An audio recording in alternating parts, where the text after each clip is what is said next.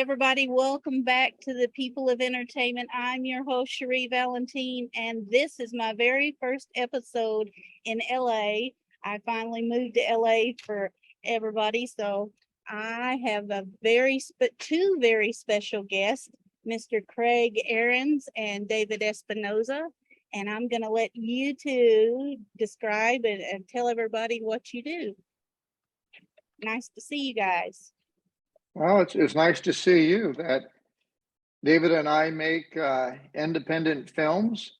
We met, introduced, David, maybe about 5 years ago, coming up to 5 years ago? 5 years ago, yeah. Something like that, by a mutual acquaintance, Todd Chase. And to date, we have produced together 4 feature films. Awesome. So tell me about the films. You want to take the first one, David? Well, we tried to focus on certain genres, but that art is not particular. It happens. I try to tell artists that art takes place everywhere, anytime, anyhow, no matter what. And we started making a film in the horror genre, The Evil Down the Street. It was a script that Craig had developed from his history, past people he knew.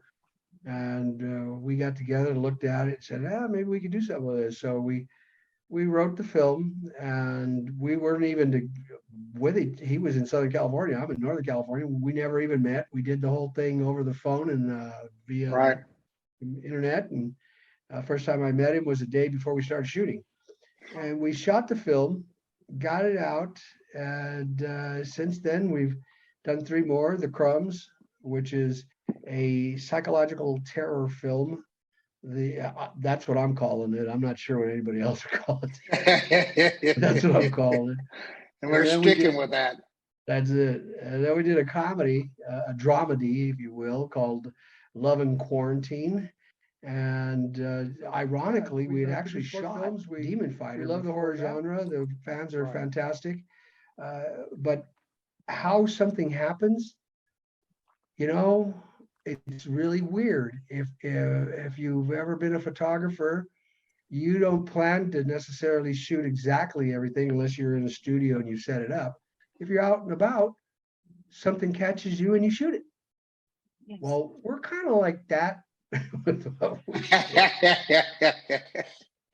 But video, no. Well, horror movies are my favorite. I started out in entertainment on the set of a vampire movie. So I was casting director for that. So that's my favorite genre. So. Well, that's interesting. The horror ones are awesome because they don't require named stars or directors or anything. They require good scripts and good acting, good story. Yes. And we like that. We're not into chop films, somebody running around cutting up people just to watch them bleed. That's of no purpose. It's like, I'll analogize it for you. I don't do sex scenes like that either. Show sex scenes just for the sake of doing that. That's pandering. We don't do that. Right. We create films that we think have solid story. Uh-oh. There you are. You might need you froze for a second, David. Remember Stop Go in my elementary years, sorry. Anyway, so we love horror movies too. Demon Fighter was based on that as well, but we wanted to put more action in it. Part of the problem we have with a lot of the movies that come out about horror movies, they lack development in character and plot. We just see, for example, I go pick up my friend, we get a couple other friends, and we drive over to the park, and we're having some beers, and next thing you know, some weirdo comes out of the bushes, starts hacking at everybody, and the whole film's based upon how we get back to the car or not. Right. Some people might find that entertaining, and that's okay, because art is individual. It's subjective. It's not a real objective thing. people like what they like. Yes. So don't get me wrong, I've seen a lot of horror movies that I loved. I grew up watching them, but they had a plot. Like even the original Frankenstein had a plot and a theme. I mean, there was stuff, there was meat. It wasn't just some crazy guy running around killing people. He had a reason he was angry. Yes. He was being abused. And the only one that showed him any love was the little girl. And after being fascinated by the little girl, he lost a little bit and accidentally kills her. Yeah. And he regretted it. Mm-hmm. Right. He regretted it if you know the movie. And but people don't see that. You know, Right. they see the other thing. So we try to write with a little different clarity in mind. But yeah, and I think Craig will be able to help you understand why we do this as CRA, what our objectives are. Okay, Craig, tell me about it. Yeah, well, we have three: entertain, inform, and enlighten. And that's what our mission is. Yes. And we spend a lot of time in pre-production, production, and certainly post-production, and making sure that we're serving those three tenets. And if we feel we are not, we have certainly walked away from projects. I mean, projects that we have the script done, we feel that is the project we want to go with, but we feel it's lacking in one of those areas. David and I take filmmaking very seriously. This is all that we do. We spend a lot of time in this. We won't compromise on the film. We have never said that's good enough or close enough or all right, somehow we'll make this work. Now, ergo, somebody may say, I think your guys' films suck. And it's like to David's point, art is subjective. But the end result product that we produce, we serve those parts of CRA, Creative Renegade Artists. And that's what we are all about.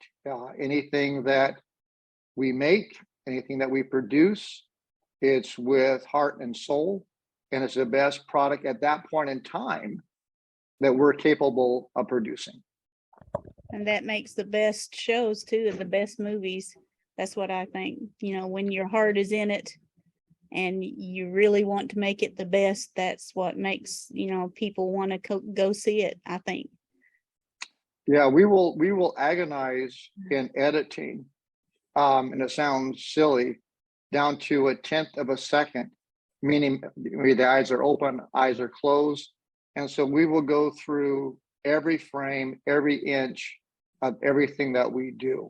And then at some point, there's no other tinkering, if you will, for us to do. And it's like, well, I guess we're done. But we spend that time on every project and every facet of the project too. So tell me about this. What kind of advice would you give somebody just starting out? Why? Stay in school. Yeah, explore seriously your backup plan.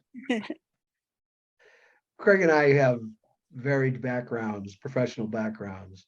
He was a mortgage banker. I was involved in the law and a lot as a professor as well, and doing a lot of different things. So we didn't just show up going, well, all right, let's do it. No, it's something he was kind of dragged into by a friend, and I've been off and on for many years doing this in one capacity or another, stage as well. But as Craig said, we take it serious, but not so serious that we lose our objectivity. Mm-hmm. We don't put our egos into our films. There's no time for that. There's no room for that. We'll cut a scene. We'll cut people. I mean, I'm an actor, as is Craig, and I love doing that. But if it's not going to work, it's not going to work, no matter what. You can't sit there and lie to yourself. Right. When we did Demon Fighter, originally it was written with the lead part of an old guy like me, and we were going to shoot it. And then we stopped. And I said, you know what? We need to find somebody younger we need to get somebody younger. And that's when we found John Azuna. Right. And so we rewrote the script and put John into that, helped him with some acting lessons and that kind of stuff, because he's a martial artist and he's a stunt coordinator and a fight choreographer. And so although he's acted, it's always action stuff. And there's a big difference between acting and action acting. But John pulled it off. He's a talented young man. He knows what he's doing. We had a really good time with him, and he's doing all kinds of other stuff right now too. So we're proud of John. He did a heck of a job. We had other awesome actors with us: Robert Crow, Jeannie Young, Jeff Hatch, Johnny Moore. I mean, I can go on and on with all these different actors. But you never want to put yourself in a position where you put the film ahead of the people. They're so important. Our cast and crew make the film. We supervise, administrate the process. Now, that is such an incredible distinction for us because we can't do everything. I don't do sound. I don't do mixing. I don't do any of that. I'm a director and an actor and a writer. That's it, guys. It's Craig. And so all that other stuff, somebody else has to do, and we have to trust that they're doing right. We have been blessed. I know some of these actors and people probably go, well, that's easy for you to say. You weren't listening to me. They will say for a good reason. Exactly. Oh, well, we shot Evil Down the Street, the place that we rented to shoot the film. First day on set, people that owned it, the lady comes up to me with a notebook full of notes for the film on what she thinks I should do. I looked at it, I said, oh, okay. And I walked it over to the garbage and threw it in the garbage. She was upset. But how dare her? I didn't, we paid for that facility, and it's like, if she come in advance and said, hey, I got some suggestions, what do you think? I said, well, let's hear them. But on the first day of set in front of everybody to do that, I'm like, that's a little bold. So I guess you want me to be bold. You got to be bold in this business. You can't let people trample all over you. And they do. They take advantage of your time. They take advantage of your money. They take advantage of your space, your resources, your skills. And you're like, whoa, okay. But fortunately, Craig and I always approach this with an open arms and open eyes. What can we do to make it better? How can I help you? So we cast people that first will put up with us, and second, that are very talented. Right. And no regrets on any of these people. I love them. I love their work.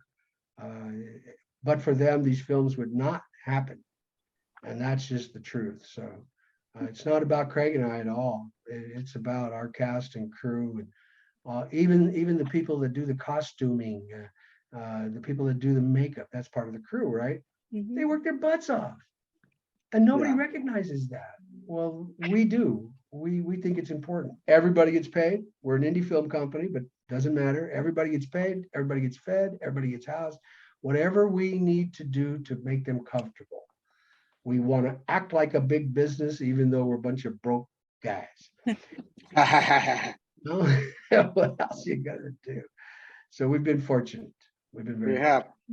Now, if I could add something, Cherri, to what David was saying, that we spend, and to your question, advice we'd have, we spend a lot of time in pre-production.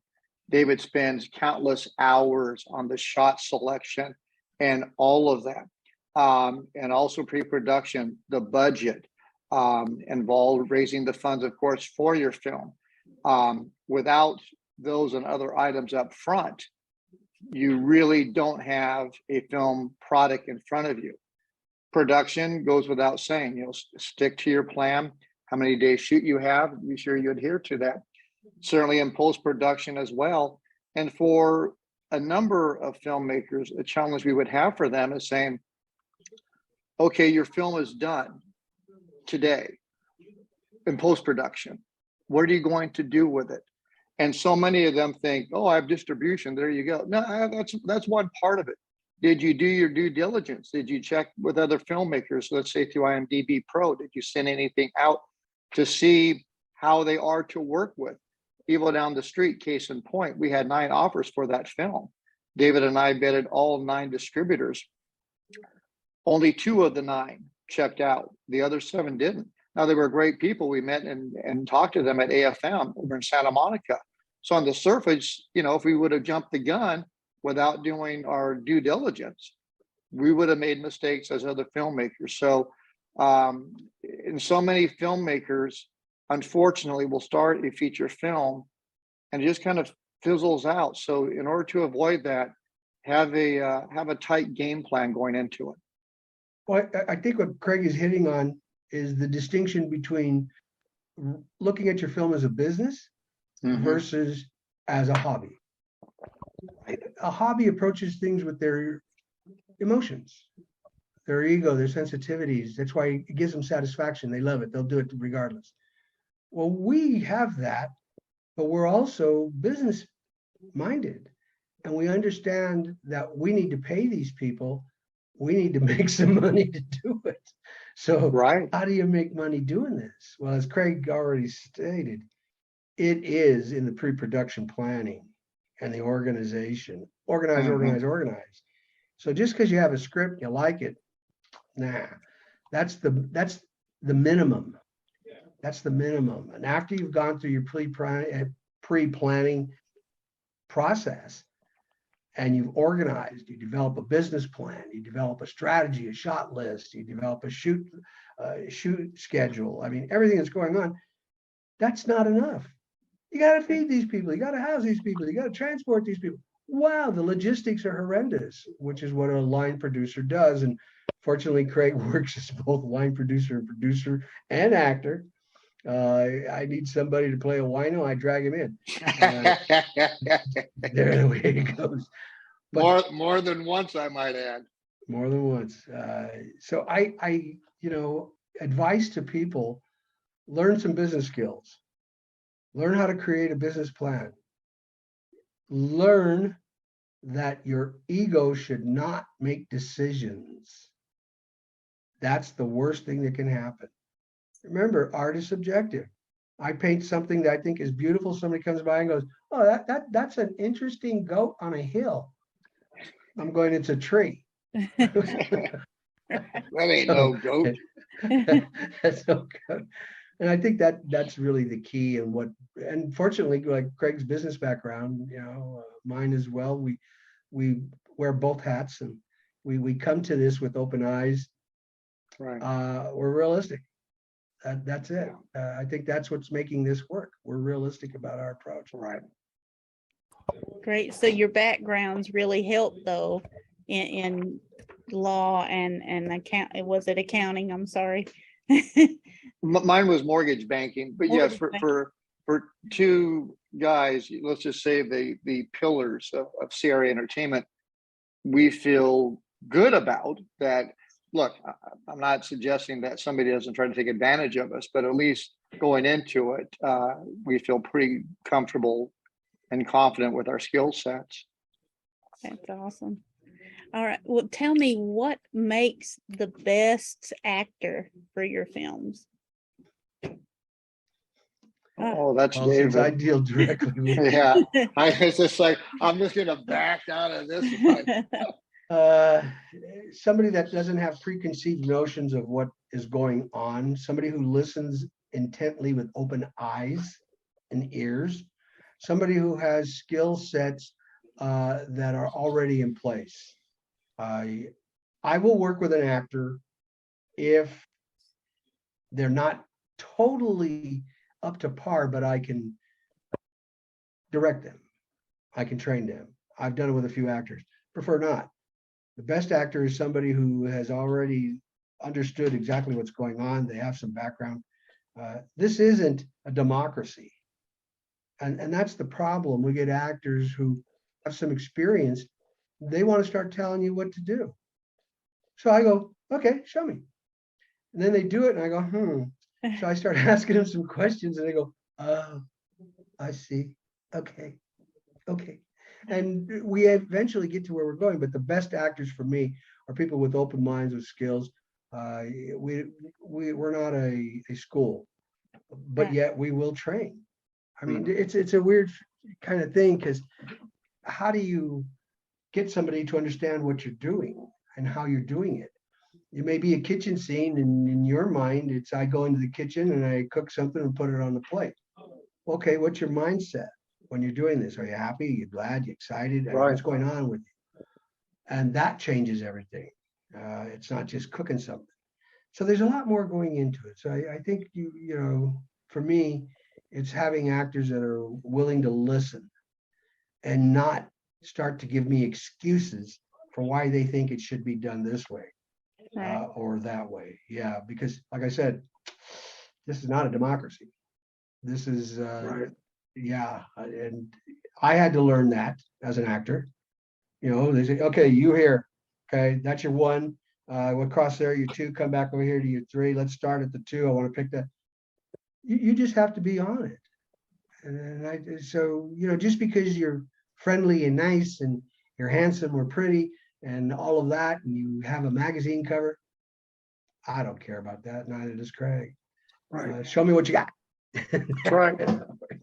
Can you act? And then show me you can't. I don't want to see you acting. If it calls for tears, I want to see tears. Right. And I get actors that say, well, that's not, hey, if I can do it, if I can play the female part and do it, come on. Yeah. You can do it too. Okay. Well, let me ask you this. Do you like acting better than producing and all that? Or which one do you like best? Well, I'm an actor. I'm a trained actor at first, but I love directing because I love helping actors find their space. I'm a teacher. I have a background as a professor as well, and I'm a teacher, so I naturally gravitate towards that concept with people. But I love acting because it's a challenge. Producing is just work. There's not a lot of creativity there, unless you're talking somebody out of a big fat check to produce your film. You got to get creative. But other than that, no, the producing is the work. The administration of the film, that is the work right there. I'm not putting down directors or actors or writers, but the work is the producer. Because without that producer doing their thing and getting everything together, the film will never happen. Right. I've seen films take 5 years, 6 years, and then they still don't happen. People, because we're not weekend warriors. Right. Yeah.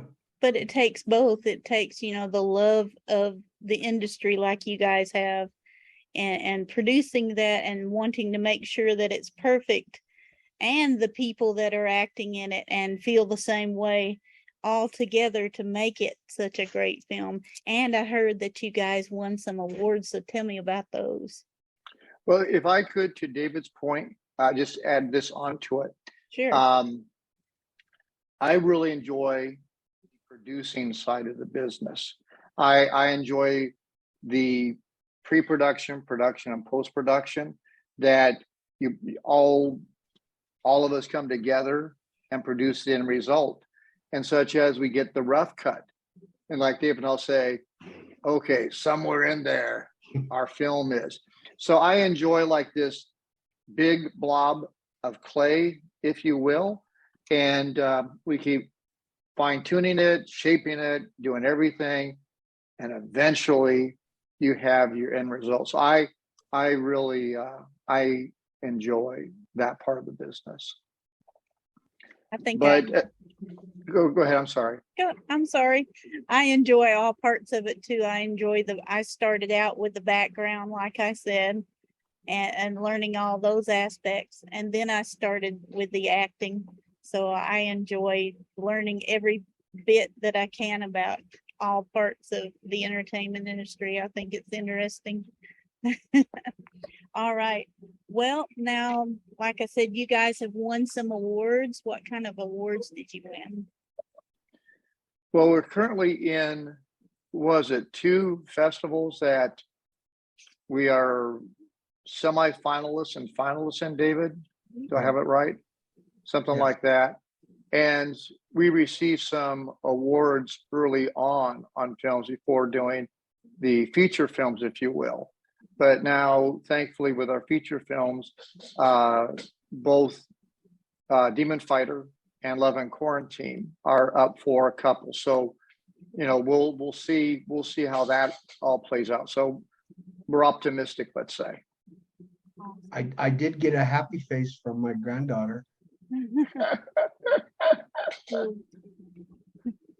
Well, let's see. Where can everybody find you if they're wanting to find you on it and learn about all these things?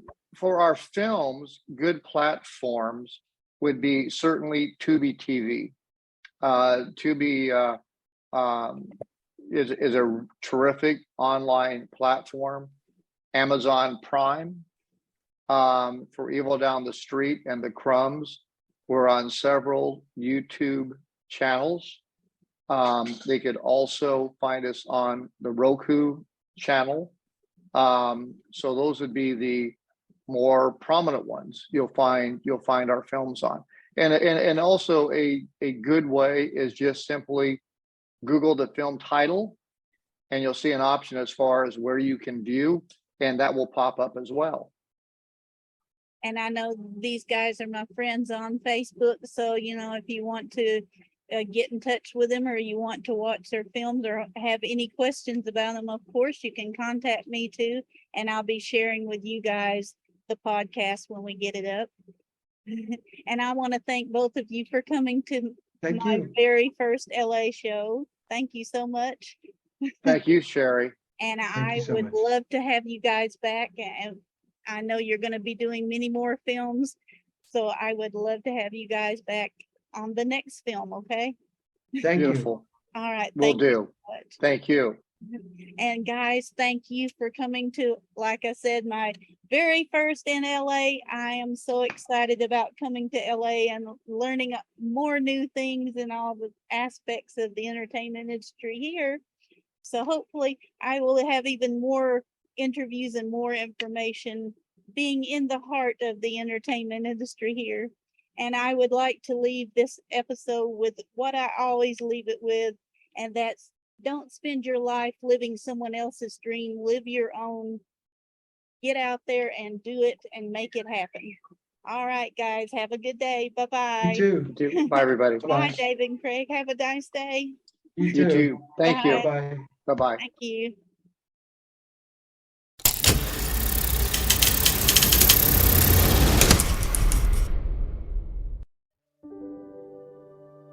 I told you we should have had a garage sale. You'll be fine. It's supposed to be possessed, right? Are you possessed? Does Mom seem okay to you?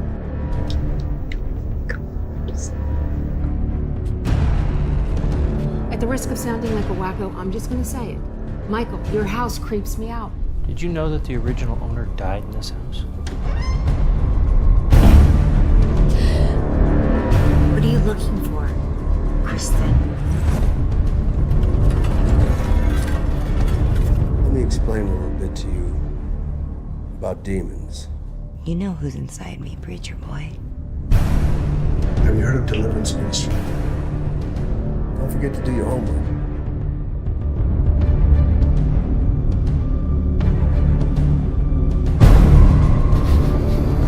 You need to go back to bed.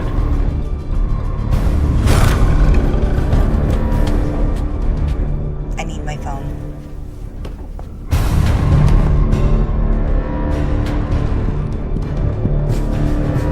You should know better than to be going through my personal belongings.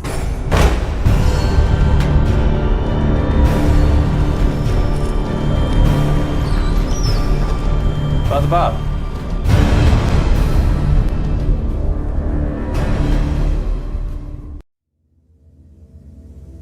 A few months ago, my friend turned 40. He received one of those genealogy test kits. He found out he may be an heir to an estate. He contacted the attorney for the estate. He got a box with trinkets and old letters written in 1594. His daughter Avalon called me.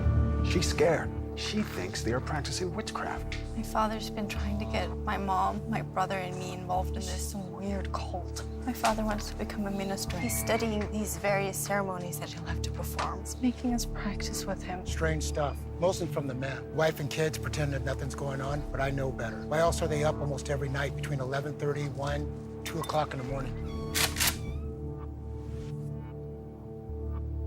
Are you here to be reborn? Yes. Are you here to give yourself to your master?